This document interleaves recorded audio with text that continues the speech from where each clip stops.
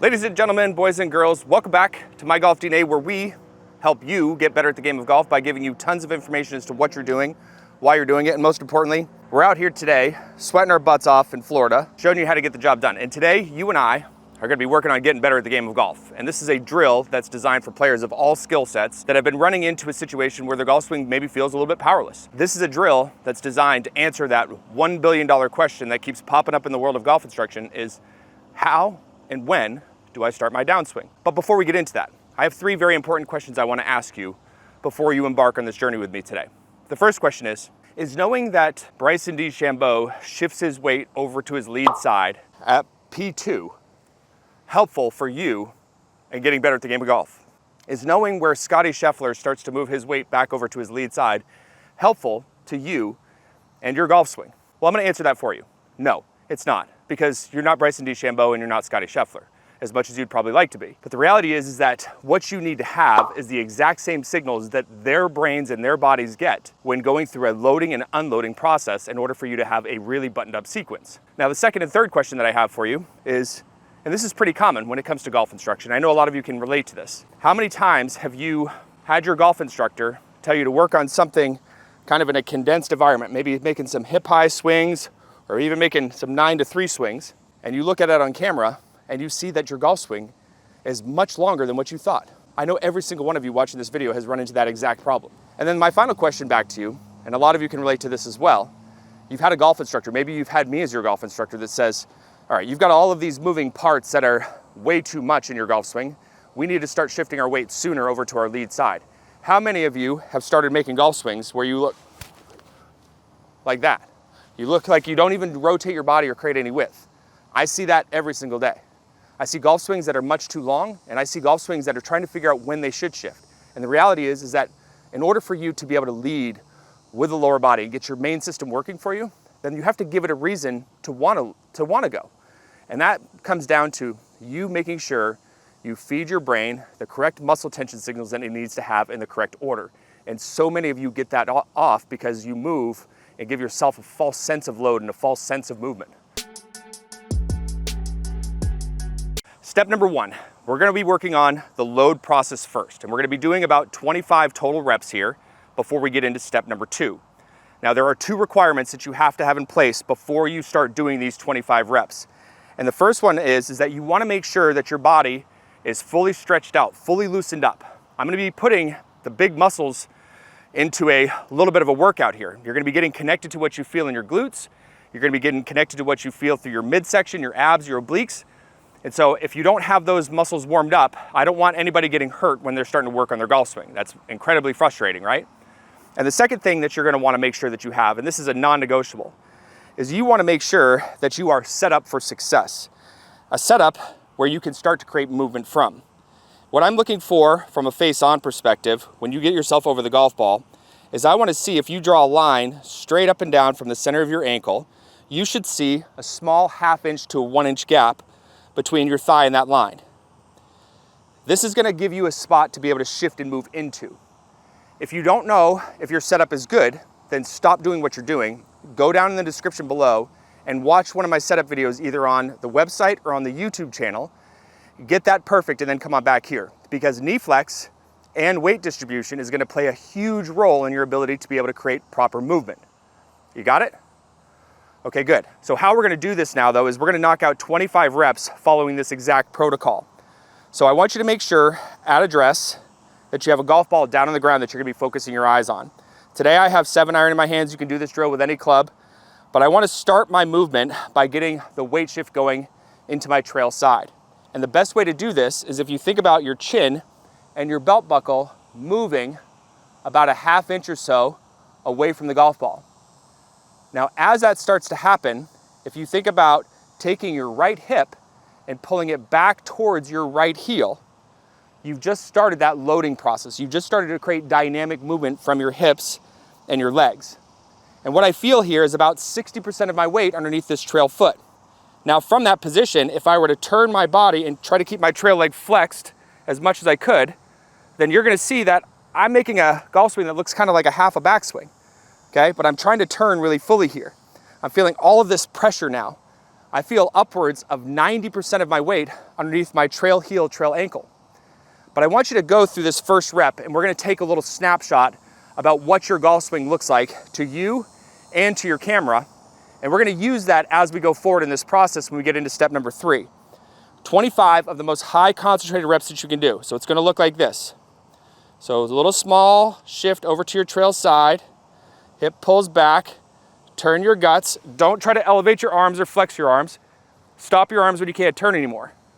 I feel 90% of my weight underneath my trail foot. I feel my glutes really on fire right now, and I feel my midsection. Now what you're gonna notice is that when I get to that full turn or that full capacity of my rotation, is my lead arm is close to parallel to the ground. Some of you are gonna be a little bit lower, some of you are gonna be a little bit higher. It's all dependent on how your mobility is.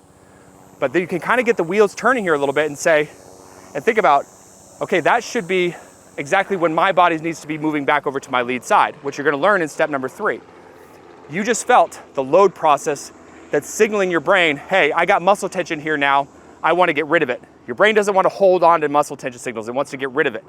So 25 of the most concentrated reps that you can give me. Small shift, good turn, stop your arms from moving when you can't turn anymore, okay? It's gonna feel very short and very tight. For those of you that don't have a lot of connection to your midsection, okay, you could think about just taking this trail shoulder and pulling it behind your head as far as you possibly can. Again, the goal is 90% of our weight underneath our trail heel, trail ankle, and our body turn is close to 90 degrees as we can get it. 25 reps, knock them out. Keep your eyes down where the golf ball is.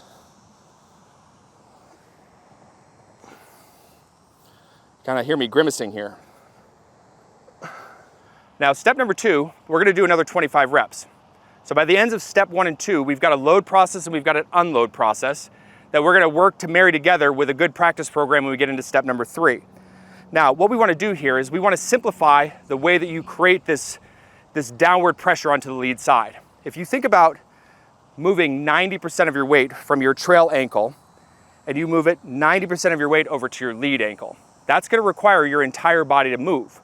But there's one thought that I talked about in the Tommy Fleetwood video this last week, where I talked about his first initial thought when he gets his downswing started, and I love that thought.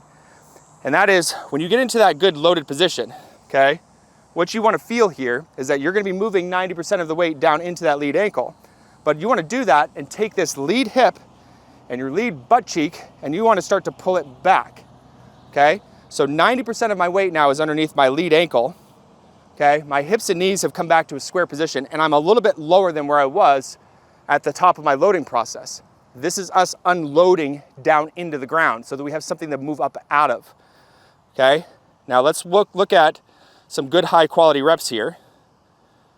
So I'm gonna go and shift, turn, stop. Okay, 90% to my lead ankle, sitting back, stop. Okay, good high quality rep. We're not doing anything fast here in these first 2 steps. We're just getting connected to the pressure and not doing anything with our hands and arms. What you're gonna notice is as I make this downshift onto my lead side, is that my arms are moving along with it. Of course they are. The arms are attached to your body. Your body's moving left. That's how we create momentum in the hands. We get them going really fast by using our main forces that we generate in the golf swing. 25 high quality reps, load and unload.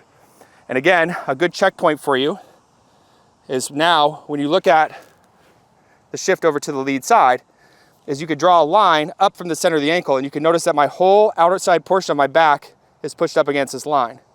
It's not way back here. Okay, it's in a position where now I can start to move up out of the ground. I got good low point control. All right, so that was a lot of work, right? So that was 50 reps of load and unload. You got your body warmed up. You feel what it's like to use the big muscles from moving from one side of the ball to the other. Now it's time to take what we've learned and turn this into a real movement. Now, going back to that step 1, when I made my shift and my turn over to my trail side, okay, we saw that my lead arm was about parallel to the ground. I didn't elevate my arms, I didn't flex my trail arm, I just stopped my arms from moving when I couldn't turn anymore. Now what that is that's my signal for when my body should actually start to move over to my lead side. But that would look like kind of a half a backswing, wouldn't it? Well, of course it would. Remember, my arms are going to be elevating and they're going to be flexing. But in my brain, what I need to be able to feel is that when I shift and turn and my lead arm gets to that parallel to the ground position, I'm going to try to reach up through that, but I'm going to be moving over to my lead side. So my signal is 90% body turn. When lead arm gets to moving through parallel to the ground, I'm going to be going down into that left ankle by sitting that left hip back, and I'm swinging through. Don't overcomplicate this and feel like you've got your tongue hanging out of your mouth and smoke coming out of your ears. If at any point you lose the connection to the load or the unload process, then go back into step 1 or 2, do some reps, and then come back here to step number 3. Now in step number 3, what we're going to be doing is we're going to be doing a total of 50 practice reps and 10 golf balls. So we're working off of a 5-to-1 ratio. 5 good practice reps, 1 golf ball. This is how I want a lot of you to structure your practice sessions, is keep the ball count down and keep the good movements in place. And then as you get proficient with this over the next month or 2, then start to decrease the number of practice reps and increase the number of balls that you hit. That'll make things more enjoyable, and that'll help you keep the movement pattern going in the right direction. So here's how it's going to work. So we're going to start out kind of at moderate pace here. I'm going to be shifting and turning, keeping that trail leg flexed and turning. And when that lead arm starts to get to parallel to the ground, I'm going to try to reach up through that, but I'm going to be moving left. That's my timing mechanism. So it's going to look just like this.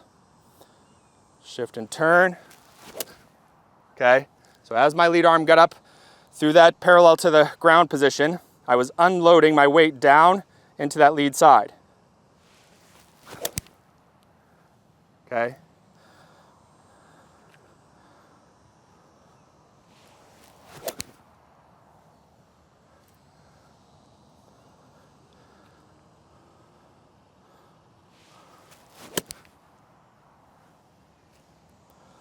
Let's do one more.